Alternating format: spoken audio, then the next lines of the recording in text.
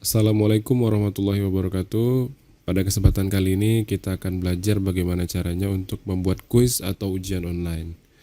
Tahap pertamanya ialah setelah login kita berangkat ke course overview, kemudian masuk ke kelas sesuai dengan mata pelajaran yang akan kita ujiankan. Oke, di sini saya udah login. Kemudian kita lanjutkan ke course overview, masuk ke kelasnya. Balik lagi ke guidance booknya. Seperti biasa, untuk memunculkan atau menambahkan fitur-fitur kita harus klik roda bergerigi lalu pilih turn editing on. Oke. Roda bergerigi di sini, kemudian kita klik turn editing on. Oke, langkah selanjutnya adalah kemudian klik add an activity or resource. Kemudian kita klik add an activity or resource. Untuk penempatan kuisnya atau ujian online-nya kita sesuaikan aja. Untuk case kali ini ujian online-nya ada di pertemuan pertama misalnya. Oke. Kemudian tahapan yang keempat kita checklist kuis lalu klik add. Kita scroll ke bawah, kita checklist kuis lalu kita klik add. Oke, kita balik lagi ke guidance booknya. Langkah kelima adalah kita isi name dan description sesuai dengan keinginan. Oke, di sini kita isikan nama kuisnya. Terserah siapa aja. Di sini saya akan isikan ujian bahasa Inggris misalnya. Untuk bagian description ini sebenarnya opsional, apakah mau diisi atau tidak. Oke, balik lagi ke guidance booknya. Langkah yang keenam, scroll sedikit ke bawah.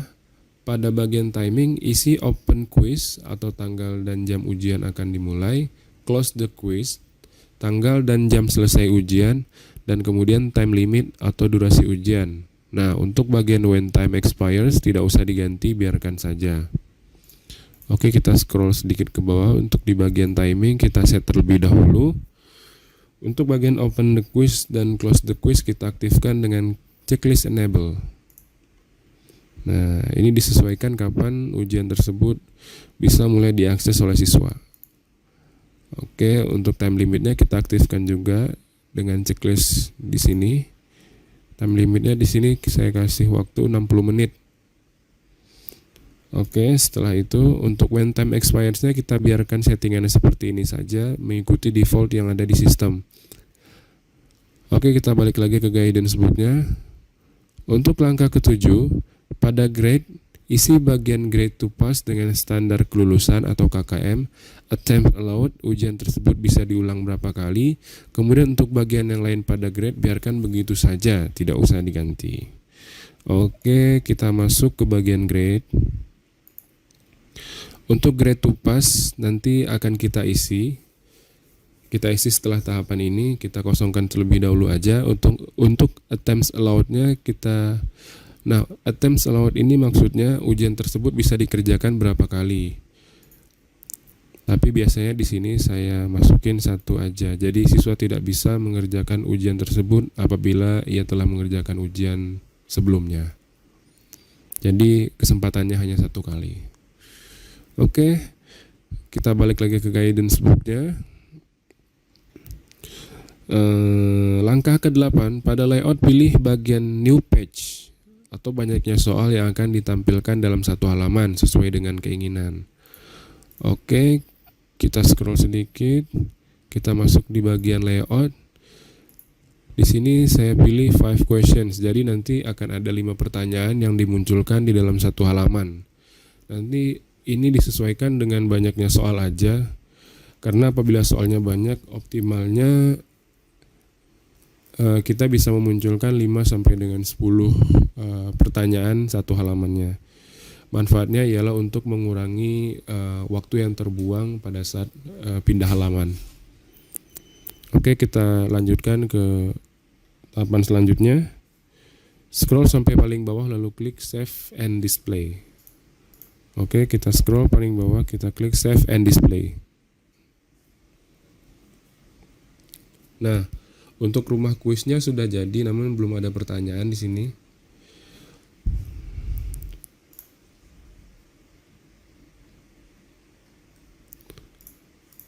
Oke, kita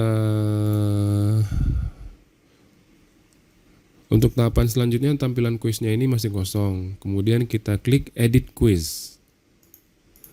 Oke, kita klik edit quiz di sini. Edit quiz. Nah, sekarang langkah pertama yang harus kita lakukan adalah kita harus menentukan berapa maksimum grade-nya, berapa maksimum nilai dari ujian ini jika benar semuanya. Di sini saya bikin 100. Oke. Setelah maksimum grade-nya kita isi, baru kita dapat membuat atau menentukan atau mengisi KKM tadi yang sebelumnya kita kosongkan. Kita buka di tab baru aja. Di sini edit settings, kita scroll ke bagian grade, kemudian grade to pass-nya kita isikan sesuai dengan KKM di sekolah kita, katakanlah 80 misalnya. Scroll sampai paling bawah, kemudian save and display. Oke, sudah berhasil, KKM-nya kita input, kemudian yang ini kita close. Kita balik lagi ke guidance book-nya.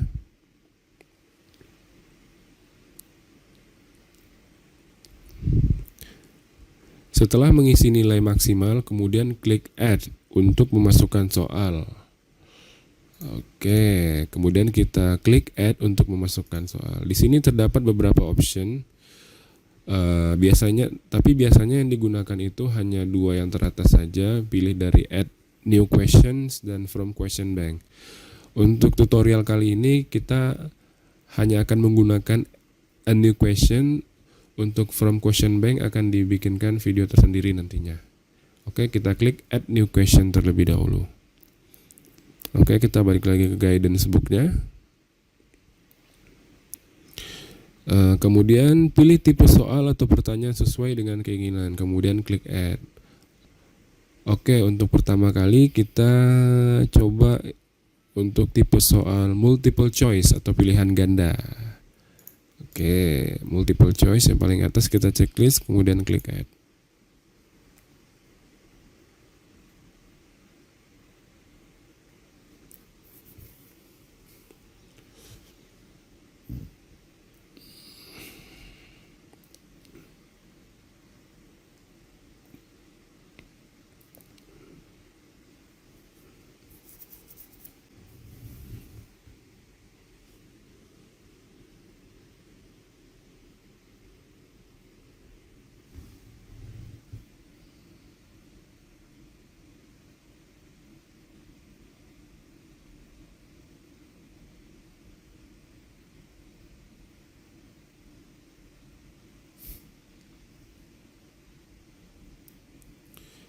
Oke, kita balik lagi ke guidance book-nya.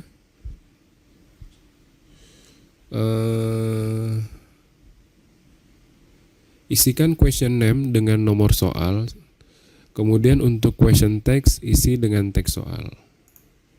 Oke, di sini biasanya kalau saya mengisikan question name itu dengan nomor soal. Kenapa? Supaya nanti ketika kita ingin mengurutkan soal sesuai dengan teks aslinya, itu akan memudahkan kita. Tapi jika di question name ini kita tidak mengisikan nomor soal, di sini biasanya akan menyulitkan kita untuk mengurutkan soal tersebut sesuai dengan teks yang sebenarnya. Misalnya di sini nomor 1, question text-nya saya isi siapa presiden. Pakai bahasa Inggris saja. Who is the first Indonesian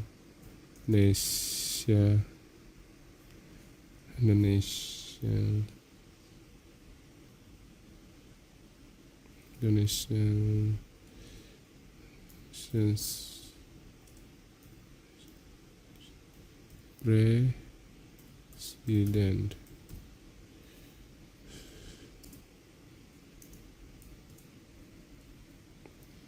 Oke. Kemudian kita balik lagi ke guidance booknya. Bagian shuffle the choice jangan dicentang. Kalau dicentang maka pilihan jawabannya akan ngacak. A bisa jadi B, B bisa jadi C.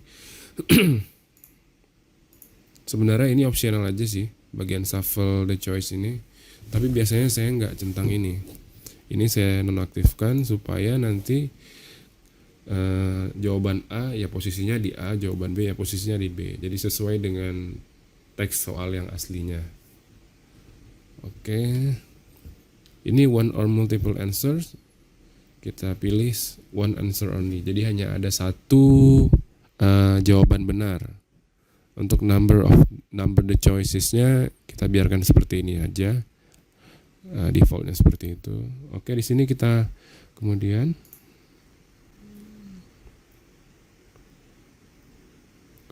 next, isikan pilihan jawaban pada kolom berikut. Untuk jawaban benar, isikan grade-nya 100, sedangkan jawaban yang salah, isikan grade none. Kemudian scroll sampai paling bawah dan klik Save Change. Oke. Di sini kita isikan pilihan jawabannya terlebih dahulu Soekarno. Nah, karena Soekarno adalah jawaban yang benar, maka untuk grade-nya kita isikan 100. Soeharto. Karena Soeharto adalah jawaban yang salah, maka kita klik none. SBY misalnya. Karena SBY juga salah, maka kita klik none. Kemudian Gus Dur. Karena Gus Dur juga salah, kita klik none. Oke, kita scroll sampai paling bawah. Untuk opsi ini kita bisa tambahkan sampai 8 options, tapi optimalnya sampai E ya biasanya, dari A, B, C, D, E, 5 option biasanya. Kemudian kita scroll ke bawah dan klik Save Change. Oke, nah ini pertanyaan pertama sudah muncul di sini. Tadi sebelumnya saya sudah terangkan untuk bagian question name-nya kita isikan dengan angka, kita isikan dengan nomor soal. Nah, dengan seperti ini kita dapat mudah untuk mengurutkan soal tersebut karena nomor soalnya akan otomatis muncul di sini. Lain halnya ketika question name-nya kita isikan berupa teks, otomatis tidak ada nomornya di sini dan kita akan menjadi kesulitan untuk mengurutkan soal tersebut. Oke, kita balik lagi ke guidance book-nya.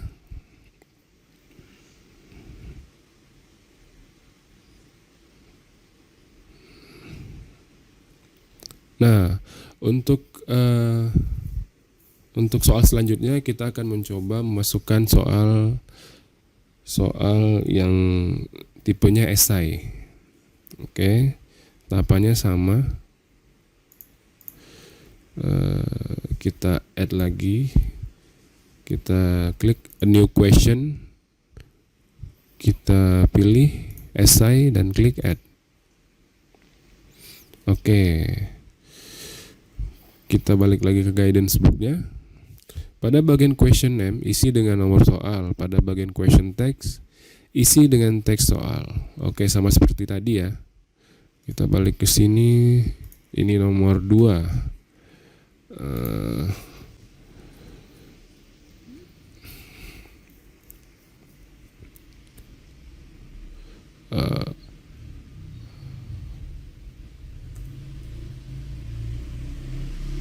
Who is the man behind him misalnya. Ini pertanyaannya random aja ya. Kemudian kita balik ke guidance book-nya. Tahap selanjutnya scroll ke bawah. Pada bagian response, ubah allow attachment-nya menjadi unlimited. Oke, bagian lain pada response options tidak usah diubah. Hal ini berfungsi untuk memberikan akses kepada siswa untuk mengunggah hasil kerjaannya seperti hasil hitungan dan sebagainya. Jika sudah, scroll ke bawah kemudian klik Save Change. Oke, seharusnya di sini untuk essay ini soal-soal soal-soal yang jawabannya membutuhkan penjelasan yang cukup panjang ya. Oke. Kita scroll ke bawah untuk bagian response optionsnya ini. Pada bagian allow attachment ini kita ubah menjadi unlimited sehingga siswa bisa mengupload jawabannya sebanyak mungkin.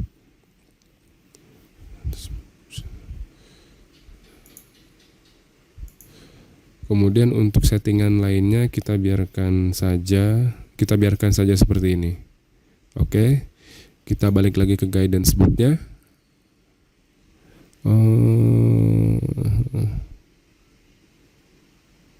Oke, kita scroll ke bawah dan kemudian save change.